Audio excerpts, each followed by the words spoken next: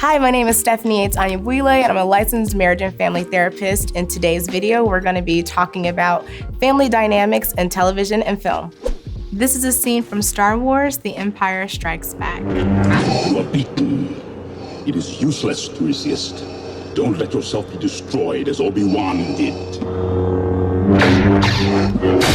I always emphasize the importance of intent. Did Darth Vader really think that this was a method that would be effective in having Luke join his side? Getting in a fight with him, ultimately chopping off his arm. Was this part of your strategy when you're originally thinking that you wanted to win him over to the dark side? He tried strategy one, which was a scare tactic. There is no escape. Don't make me destroy you. And you can see that's not working. He's like, all right, so let's try this.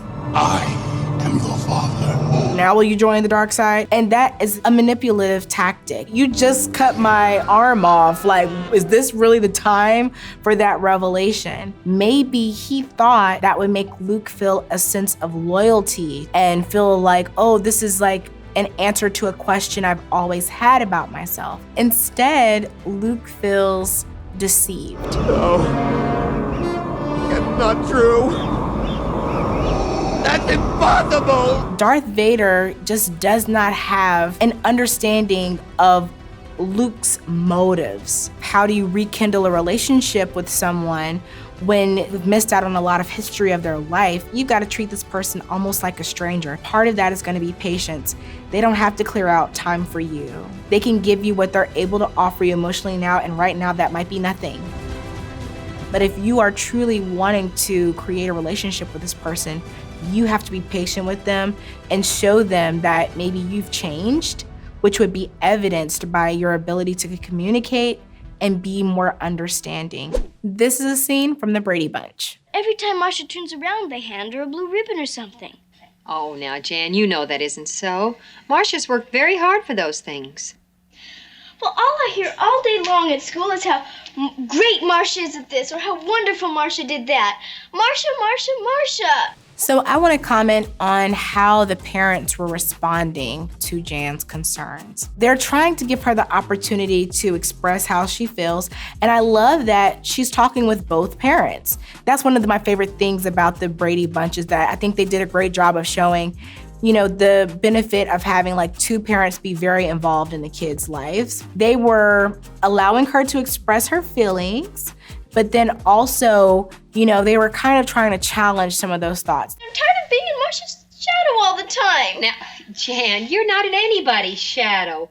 Well, Marcia's 3 years older than you. She should have more to show for herself. From a rational standpoint, that makes sense, right? You're like, oh, okay, yeah. But what's Jan supposed to do with that? Because Marcia's always gonna be 3 years older than her. And if she already has an inferiority complex, then that means that she's signing up for the rest of her life to feel like she's 3 years behind her sister. Jan, come on. You have to be realistic about this. Nobody has smooth sailing all the time. Well, that's right. Marcia has her disappointments, too. She doesn't always win. Intellectualization is actually a defense mechanism. So when you're in an argument with someone and that person is dead set on rationalizing themselves out of that conversation, you think, well, hey, they're thinking it through. That's a good thing. This other person's all in their emotions and this person's thinking logically. Like when you tell somebody to calm down, from a rational perspective, that makes sense. But that person feels completely invalidated, and usually that does not solve the problem. I think if they would have tapped a little bit more into her emotional world, it might have been even more productive. This is a scene from Turning Red. Maybe, what is this? It's nothing, just the boy. He's a no boy? one. Who is he? Did he do these things to you? No, it's just made up, Mom. It's not real. That hat, is that the sketchy clerk from the Daisy Mart? So when a parent invades their kid's privacy, what you think you're communicating to your child is, I will always protect you. But that is not typically what's actually communicated. What you're communicating to your child is, I do not trust you. Thank goodness I was here. That degenerate won't come near you again. Now, is there anything else I should know about Maymay? Nope. All good. I thought in this moment, she was going to have all this anger, I say appropriately, toward her mother. But what we saw her do instead... You sicko! What were you thinking? Why would you draw those things? Those horrible, awful, sexy things! She was genuinely upset with herself for having a crush, right?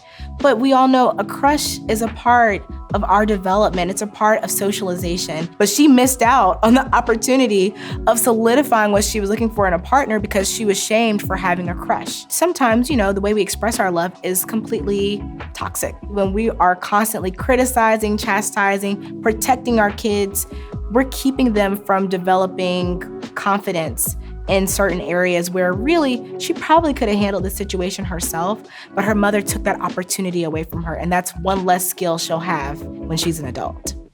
This scene is from The Sopranos. You know, it's always what you think, isn't it? It's never how I feel. Oh, poor you. It's all your mother's fault, isn't it? I didn't say that. You're mama's boy. You're gonna call me names now? The perspective of a lot of people would be that the therapist was too quiet. But I actually think that it's just a reflection of how solid the individual therapy he's been doing with the son is. The son was able to actually advocate for himself. I was in the garage, and you said, what kind of animal smokes marijuana at his confirmation? He was using illegal drugs in the home. Did it ever occur to you that I might have been self-medicating? You can hear the words he's using. You can hear the phrases like self-medicating, staying firm in his opinion on things. You could tell that there's been a lot of growth. They probably did some role play.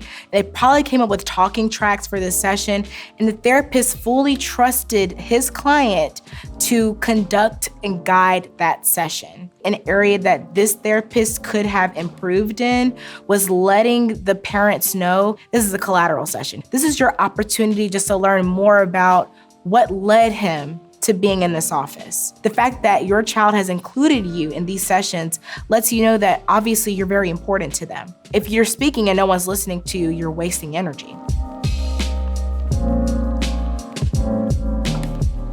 So I would have actually asked the father, I'm noticing that you're looking down. Do we still have your attention? Would you like to tell your parents what your grandmother said? What'd she say? That it's all a big nothing. What is? Life. One of the biggest models that is used for self-harm or suicidality is a model called dialectical behavior therapy. And including family in those sessions is a part of that model. But there are some instances where that can actually be counterproductive. And this could possibly be one of those situations where the family is the biggest trigger for those thoughts. This is a scene from the Kardashians. Kind of like in shock, and I'm also telling myself, like, don't be nervous. This is one of the best moments of your life. In some ways, they're dealing with a lot of the same stuff that a lot of us are dealing with, like blended families. How do I tell my kids? I feel like I need to tell them now because they're gonna see it on the internet. No, you probably should go in private. I was happy to see that Kourtney was already thinking, I don't want my kids to find this out through social media. That is just not usually the best way for people to find out important information. Mom got a ring! Is that upsetting? Why are you sad, baby?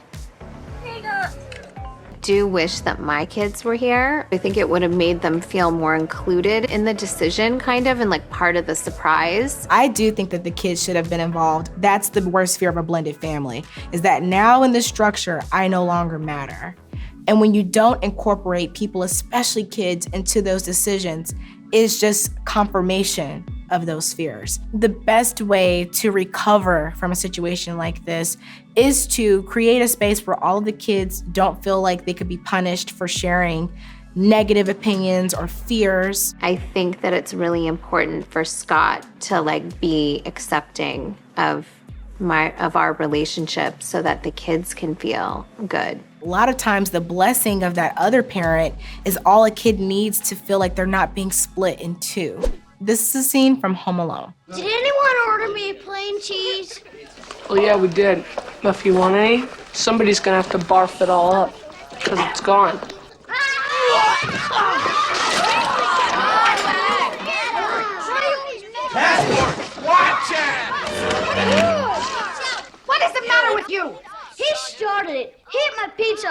breakfast. He knows I ate sausage and olives and Look what onions you did, you little jerk.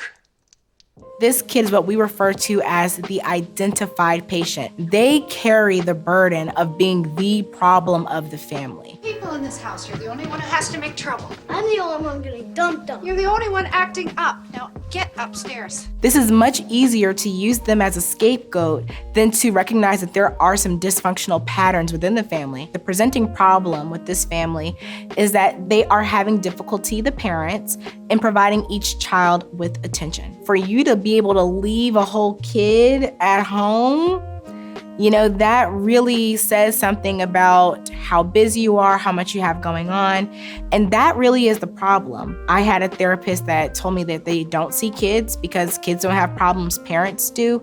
And this is a great example of that.